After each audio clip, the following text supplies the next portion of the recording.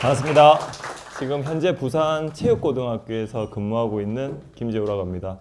선생님들께서 이렇게 보시면 체육고등학교는 엘리트 체육을 양성하는 학교에서 이렇게 10년간 학생중심 평가 스토리를 발표한다는 게 조금 의아하실 수도 있을 것 같습니다. 저는 올해 부산 체육고등학교로 이렇게 오게 되었는데요.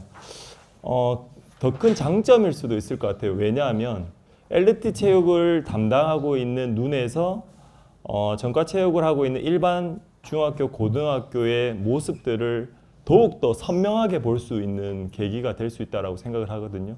그러니까 체육이지만 엘리트 체육에서 바라는 지향하는 점과 전과 체육에서 지향하는 점들은 분명히 다를 수 있거든요. 그래서 그런 의미에서 한번 10년간의 교직 생활에서 교육 과정과 함께한 학생 중심 평가 스토리를 한번 선생님들께 들려주려고 왔습니다.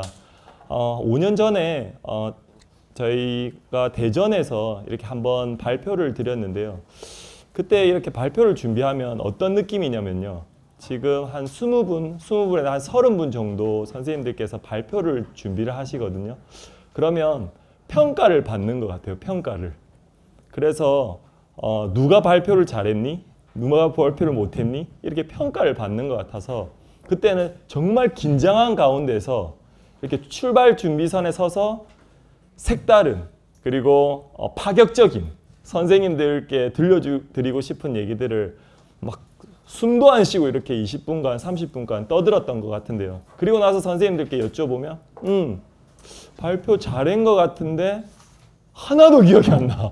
하나도 기억 안 나.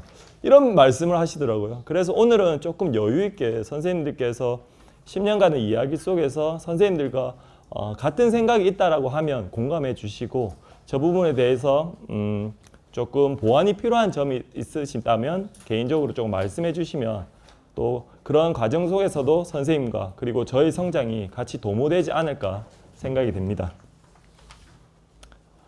한 학생의 이야기가 10년 전에 있었어요. 어떤 이야기냐면요. 페이지는 147페이지입니다. 평가 관련되어 있는 영수 특성상 평가 세부 기준 그리고 채점 기준표를 선생님들께 이렇게 보여드리고 싶은데 준비는 했거든요. 그런데 이 글씨가 작아서 선생님 책자랑 같이 조금 봐주시면 좋을 것 같고 그리고 중간중간 QR코드가 나오거든요. 그럼 그 장면에 맞는 QR코드의 평가 기준이 책에 없는 부분들은 좀 포함되어 있으니까 바로 찍어서 보시면서 보는 게 이해가 빠르실 것 같습니다. 10년 전에 초행교사 시절에 한 학생의 이야기를 들었습니다. 수업을 열심히 한 학기 동안 하고 나서요. 나의 노력이 온전히 반영된 체육평가를 경험하고 싶어요. 선생님, 체육 수업은 늘 나에게 운동신경의 부족함을 원망하는 시간이 되었죠. 저는 한 학기 동안 열심히 수업을 했고 학생들에게 평가를 했고 만족감에 있었는데 어떤 한 학생이 이렇게 이야기를 해주더라고요. 슬프지 않았어요. 왜? 저는 완벽했다고 생각했거든요. 그래서 이 말을 무시했습니다. 근데 10년이 지난 지금 이 말의 의미를 되새기고 있습니다. 그 당시에는 무시했습니다. 불행하게도. 찾지를 못했습니다. 우리는 조중진 체육 선배님의 이렇게 이야기거든요. 저희는 왜 저 시기 때 지금 생각해보면 저 중요한 주옥 같은 학생의 말을 무시했냐라고 지금 입장에서 생각해보면 저는 초임 시절 때 체육 수업이라는 관점이 임용고시를 합격했지만 체육 대학을 나와서 임용고시 합격했지만 저의 머릿속에 있는 체육에 대한 관점은 초등학교, 중학교, 고등학교의 체육에 대한 관점이 다였던 거예요. 선생님께 수업에 대해서 줄을 서서 준비운동을 하고 나서 선생님께서 이번 학기 수행평가에 대해서 구두로 설명을 해주시고 평가를 연습할 친구들은 이쪽에 가서 연습하면 되고 그 외의 친구들은 공 던져주고 축구하면 됐거든요. 그게 제가 가지고 있었던 평생 동안 가지고 있었던 체육에 대한 생각이 변화하지 않죠. 그 체육과 교육을 받았어도. 그리고 나서 현장에서도 그대로 했거든요. 그래서 이런 생각들이 고정화되기 시작했던 거죠. 그렇게 하면서 학생들의 요구사항이 계속 아까 그 학생들 말처럼 계속 요구사항이 있었던 거예요. 그래서 중간에 왜 계속 이런 얘기를 할까라고 생각을 하고 나서 저는 하나의 동영상을 보게 됩니다. 그리고 이 시대가 내가 가지고 있었던 체육교육의 20년 전의 체육교육이 모습이 그리고 교육이 지향하는 점이 달라졌다. 그리고 내 생각이 달라야 된다고 생각을 했던 이 동영상을 통해서 시대의 상황이 이처럼 많이 변했다는 걸 알 수 있었습니다. 토끼와 거북이가 결승선에 경주를 합니다. 달리기 경주를 합니다. 저는 지금껏 토끼와 거북이를 통해서 교훈을 거북이처럼 아무리 빠른 친구라도 천천히 걸어서 꾸준하게 포기하지 않고 결승전에 통과하면 이긴다 라는 교훈밖에 없었는데 세상은 저를 기다려주지 않았습니다. 훨씬 더 빠른 속도로 지나가더라고요.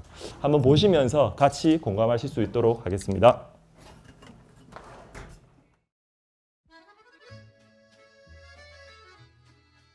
Once upon a time, a turtle and a rabbit had an argument about who was faster.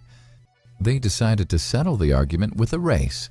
The turtle and the rabbit both agreed on a route and started off the race. The rabbit shot ahead and ran briskly for some time.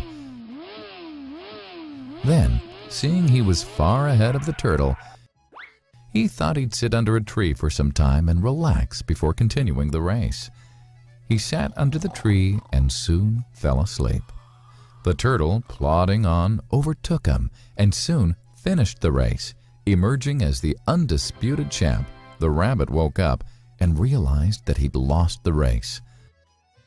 The moral of the story is that slow and steady wins the race. This is the version of the story that we've all grown up with. But our version of the story continues. The rabbit was disappointed at losing the race, and he did some thinking. He realized that he'd lost the race only because he had been overconfident, careless, and lax. If he had not taken things for granted, there's no way the turtle could have beaten him. So, he challenged the turtle to another race. The turtle agreed.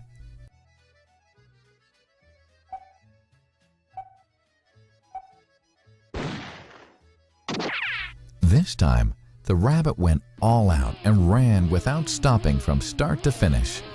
He won by several miles. The moral of the story? Fast and consistent will always beat the slow and steady. It's good to be slow and steady, but it's better to be fast and reliable. But the story doesn't end here. The turtle did some thinking this time and realized that there's no way he can beat the rabbit in a race the way it was currently formatted. He thought for a while and then challenged the rabbit to another race, but on a slightly different route. The rabbit agreed. The turtle and rabbit started off.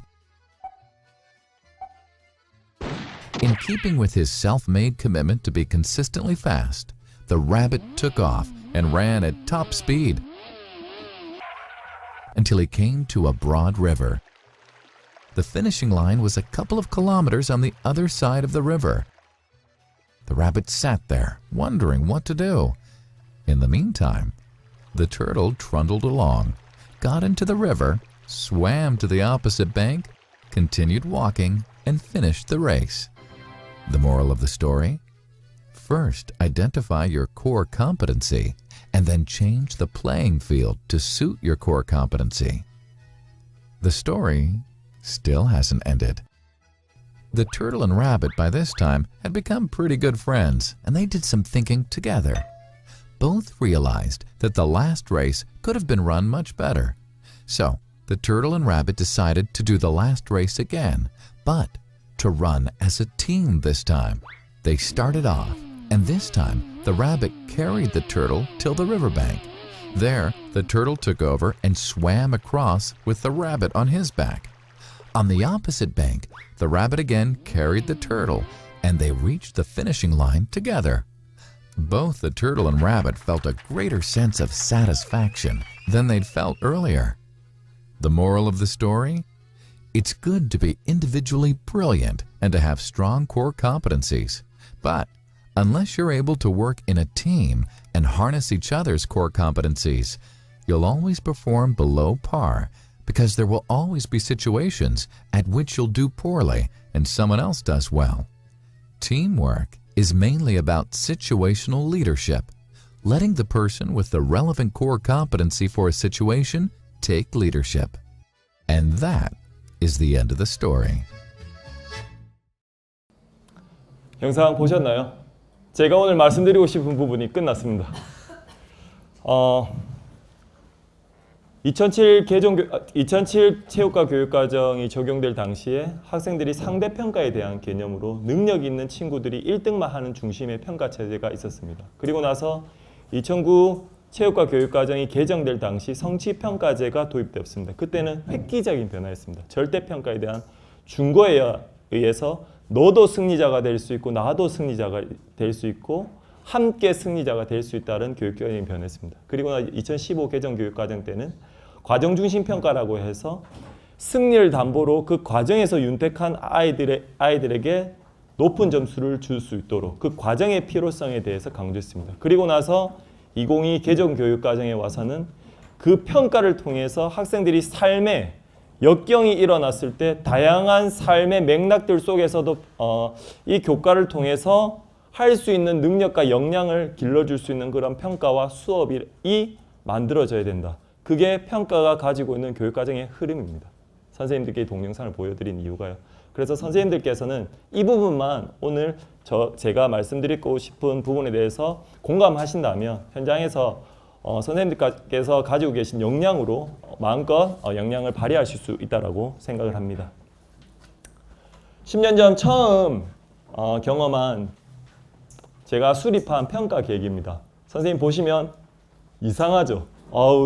수준이 너무 낮아. 이렇게 말씀하실 수도 있는데 처음 제가 교사가 되고 나서 처음 수립한 평가 계획은 이상하지 않았어요. 이상하지 않았어요. 저는 너무 만족했습니다. 왜요? 제가 중학교, 고등학교 시절 이렇게 배워왔기 때문에요. 이상하지 않았습니다. 그런데 수업이 끝나고 나서 한 학기, 두 학기 혹은 1년, 2년 흐르고 나서 이게 조금 이상하다는 걸 느꼈습니다. 많은 부분들이 이상할 건데 저는 거기서 한 두 가지 정도로 압축시켜 보면 여기 평가 기준에서 채점 기준에서는 저희 수업이 보이지 않는 거예요. 아예 수업이 보이지 않는 거예요. 수업을 안 해도 되는 평가 기준인 겁니다. 수업이 보이지 않아요. 그러니까 수업과 평가가 별개로 떨어져 있는 거겠죠. 혹은 50m나 악력을 학생들에게 성장하기 위한 과정들 속에서 지도를 해도 50m 달리기를 잘하기 위해서 50m에 맞는 체력을 길러야 되겠죠. 그리고 스타트 방법을 알려줘야 되겠죠. 그 다음에 피니시 방법에 대해서 알려줘야 되겠죠. 그리고 달리기를 하면서 자세, 그리고 과학적 원리, 그리고 기록에 대해서도 총체적으로 망라한 것이 50m 달리기에 대한 평가 계획이 돼야 되는데 저는 기록만 측정했던 겁니다. 수업이 보이지 않았어요. 그리고 더 중요하게 생각했던 저의 가슴을 후벼 팠던 내용은 뭐냐면 출발점이 다른 수업과 평가입니다. 저희는 다른 교과에서 이렇게 하잖아요. 우리나라의 교육은 입시 때문에 문제가 있어. 정상화 안 돼. 그러면 다른 교과에서 너희들 사교육 때문에 그런 문제가 생기잖아. 사교육 잘 받는 친구들은 점수 많이 받고 사교육 못 받는 친구들은 환경에 의해서 점수 못 받고 그건 안 돼. 교육이 아니야. 아니요. 저도 제 수업이 그랬거든요. 이거는 수업하고 연관관계가 없이 그냥 선천적으로 태어나서 달리기가 빠른 친구들만을 위한 수업과 평가가 됐던 거죠. 그래서 이 부분에 대해서 반성이 있었던 겁니다. 상대평가를 적용한 2007 체육과 교육과정이 있었습니다. 그리고 나서 2009 체육과 교육과정 적용 때는 아까 말씀드렸다시피 성취평가제가 도입됩니다. 성취평가제에서의 핵심은 절대평가가 도입이 된다는 거죠. 그리고 수행평가 100%, 지필평가 0% 시대의 서막을 알리죠. 수행평가의 비중과 수행평가의 중요성이 너무나도 커지는 그 변곡점, 핵심적인 시대의 시작이었습니다. 그래서 절대평가, 그러면 하나의 중고로 해서 기준을 내려보자. 변했습니다. 팝스를 측정할 때 성경에 넣어서 1등급에서 상등급의 점수는 만점으로, 그 외에 4, 5등급의 점수는 그 다음 단계로 하나의 중고는 설정하게 되었죠. 왜? 교육과정에 적용을 시킨다고 생각을 했으니까요.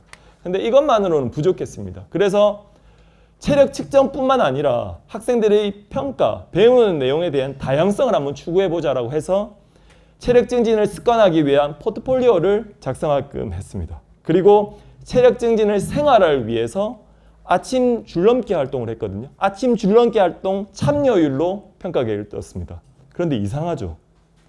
평가의 다양성은 추구를 했는데 위 하나를 뺀 두 가지 영역에 대해서는 과제형이었어요. 어떻게 보면 숙제잖아요. 제가 지도한 그 수업 시간에 학생의 성적을 이끄는 게 아니고 그냥 과제를 잘하는 사람들은 점수 높게 평가하는 거잖아요. 이거는 평가의 본질에서 떨어뜨린, 배우지 않은 내용을 배운 내용이잖아요. 참가율에 대해서는. 그래서 이런 문제점들이 있었습니다. 하지만 전체적인 맥락에서는 수업이 보이시나요? 수업이 아직까지 보이지가 않았어요. 수업이 안 보여요. 수업은 평가는 분리되어 있는 형태로 계속 갔습니다. 다음에 교육과정은 보였나요? 교육과정도 안 보였습니다. 왜? 자의적 해석에 의해서, 혼자의 해석에 의해서 건강활동에 대한 건강은 체력이 좋아야 된다라고만 생각했던 자의적 해석에 의한 평가 기준이었습니다. 교육과정에 대해서는 전혀 보이지 않았죠. 그리고 나서 시간이 흘러서 2015 체육과 교육과정 적용 가정중심 평가가 들어오게 됐습니다. 그래서 고민을 한 과정 중에 일단 교육과정에 대한 내용들이 포함을 시켜야 되겠다고 생각을 해서 체력 프로그램 원리 이해 그리고 체력 프로그램 계획 및 실천에 대한 교육과정에 수록되어 있는 교육과정 성취 기준의 내용을 충실히 분석해서 충실히 포함해서 수업으로 옮기고 수업에 있는 내용으로 펼쳐지기 위한 과정으로 이어지게 되었습니다. 예를 들어서요. 과정 중심 평가라고 하면 그 과정 수업에 대한 그 과정과 결과에 대한 부분들이 함께 강조되는 부분들을 과정 중심 평가라고 했을 때 1번 채점 기준표는 근지구력 팔굽혀펴기 남학생 45개, 무릎 대고 팔굽혀펴기 여학생 35개 이상 성취한다. 단, 이거는 과정에 대한 영역이니까요. 단, 성공과 실패 여부에 상관없이 총 개인당 5회 연습에 참가한 학생 모두 해당 기준에 대한 성취를 인정. 이 영역에 대해서 성취한 겁니다. 성공과 실패는 필요 없습니다. 한 번에 대해서는 필요 없고요. 왜? 이거는 과정이니까요. 45개만 어떻게 해서든 성공만 하면 됩니다. 시간이 필요하겠죠. 그런데 여기서는 결과 첫 번째 영역은 근지구력 팔굽혀펴기 45개 이상, 무릎 대고 팔굽혀펴기 여학생 35개 이상 성취한다. 결과에 대한 부분들을 명시해야 됩니다.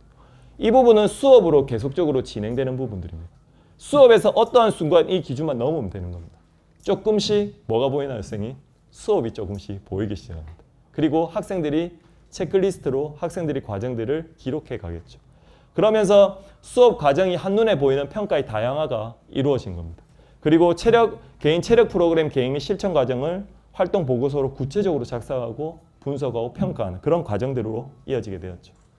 수업 전 10분을 활용해서 스테이션으로 학습장을 구성하고 학생들은 수업에 참여하자마자 자신이 필요로 하는 5회 이상 연습을 해야 되는 한 학기 동안 그 구성되어 있는 학습 과제를 스스로 활동할 수 있도록 본인들이 선택해서 2인 1조가 돼서 갑니다.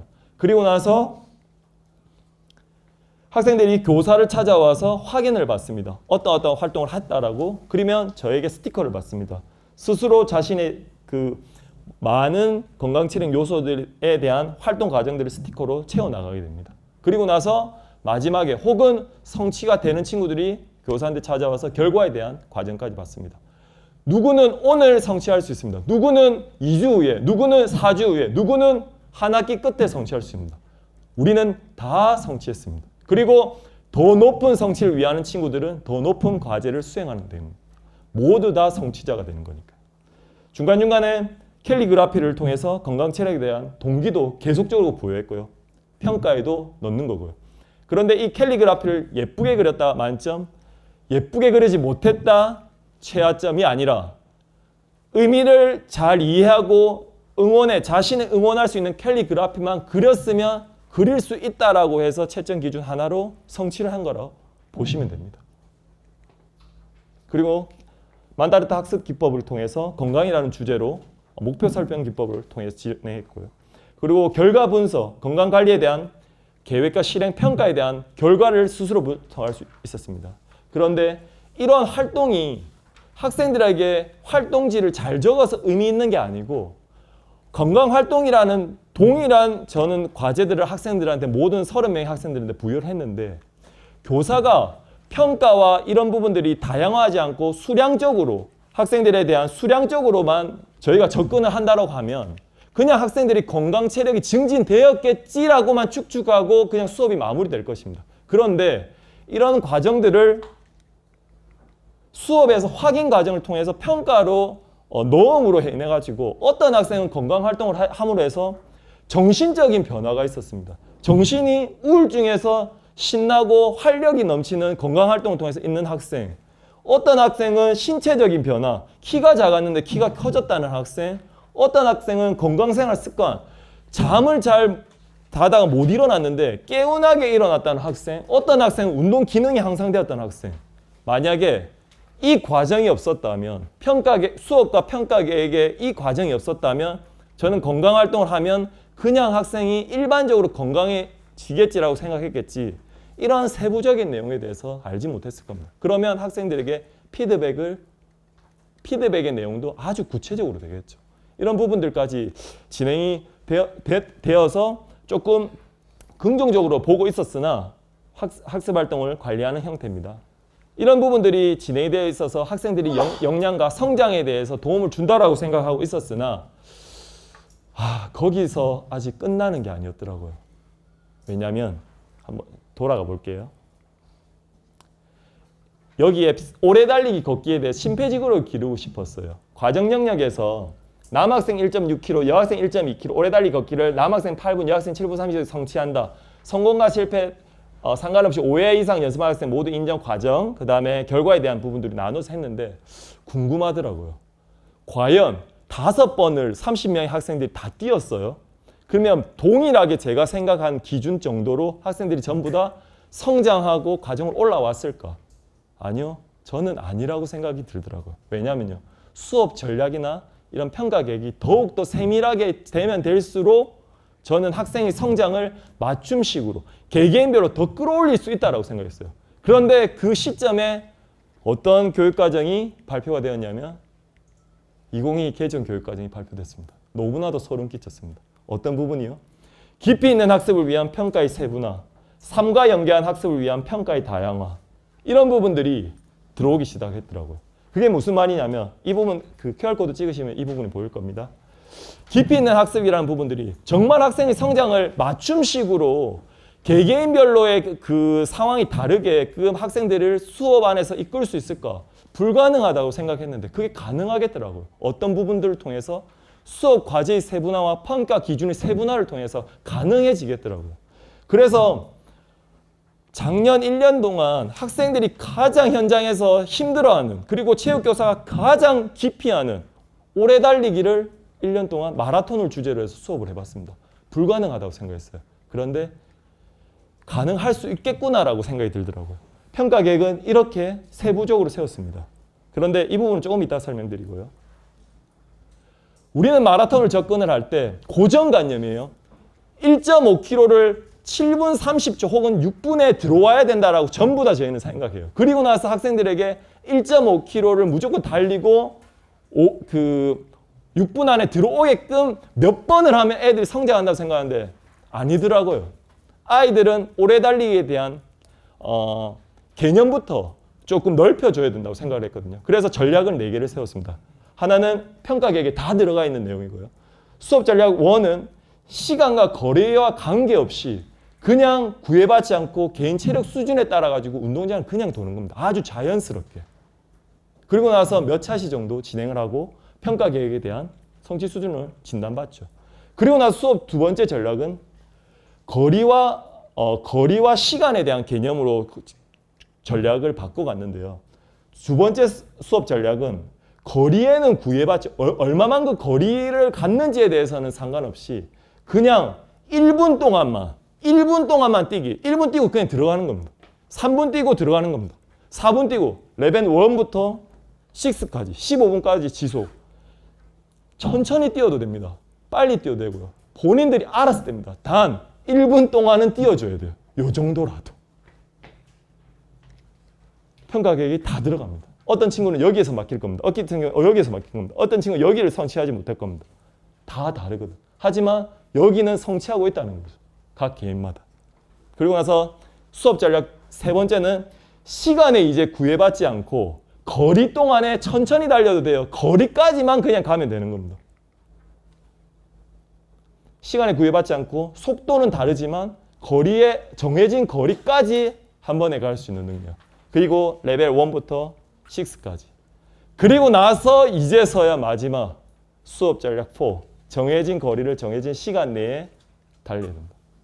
레벨 1부터 레벨 5까지. 그러면 총 레벨이 20에서 25단계. 나와야지만 학생들이 이제 여기 도전할 수 있다. 그 학생들이 이제 마라톤에 대한 개념을 이해하고 달리려고 했을 때 어떤 부분들이 저희는 더 투과돼야 되냐면 달리기를 할 때 호흡, 그리고 자세, 페이스 조절, 또한 달릴 때 우리가 음악을 개인적으로 들으면서 달렸을 때 효과, 이런 부분들을 개인별로 음악을 활용해서 들을 수 있도록 전부 다 그런 부분들도, 느낀 부분들도 전부 다 평가 기준에 다 들어가야 됩니다. 저는 생각합니다. 그리고 학생들이 여름 때는 너무 힘들어 하거든요. 그런데 책상을 놔두고 얼음과 얼음물을 준비하고 나서 학생들이 뛰었을 때 이 물의 맛을 얼마만큼 아이들이 표현할 수 있는가, 느낄 수 있는가도 저는 하나의 수업에 대한 부분들이라 생각합니다. 이런 부분도 평가 기준 들어갑니다. 그리고 기록에 대한 변화 추이, 그리고 영화를 통해서 마라톤과 페이스메이커를 시청하고 이런 부분들, 그리고 마지막에 브이로그를 통해서 본인의 성장 일기까지 함으로 해서 이 학생이 가지고 있는 마라톤 수업 때문에 모르겠습니다. 어떤 학생은, 다는 아니겠지만 어떤 학생은 아마 20대 중반, 20대 후반, 30대, 늦으면 50대, 60대 가서도 러닝 크루에 들어가서 아마 마라톤을 할 겁니다.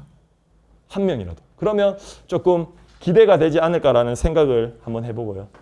선생님, 시간 관계상 기록 도전에 대한 부분을 아까 지금까지 설명을 드렸던 것 같이 평가 기준을 조금 채점 기준표를 세웠거든요. 그래서 시간이 관계상 이 부분은 제가 하나하나 설명드리기는 조금 어렵고요. 왼쪽의 QR은 동영상입니다. 이거는 아니고요.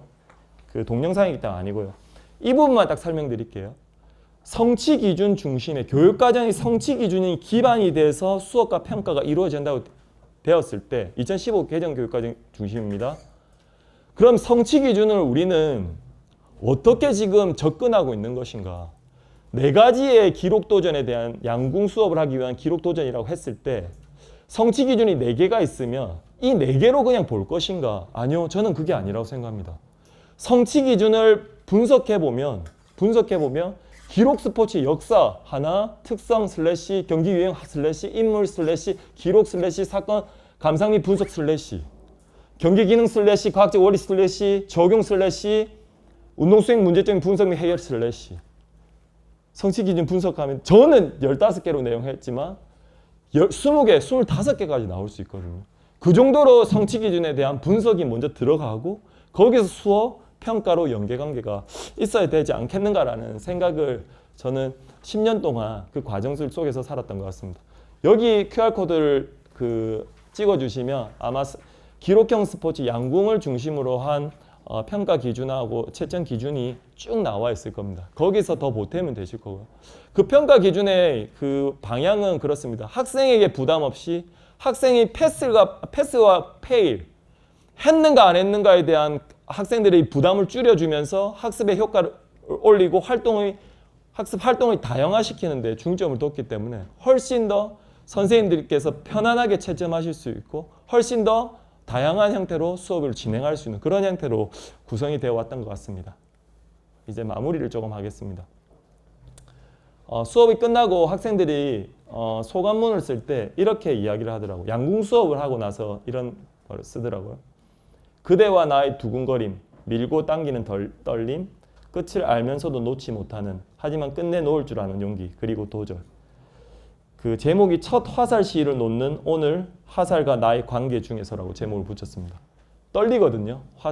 양궁할 때.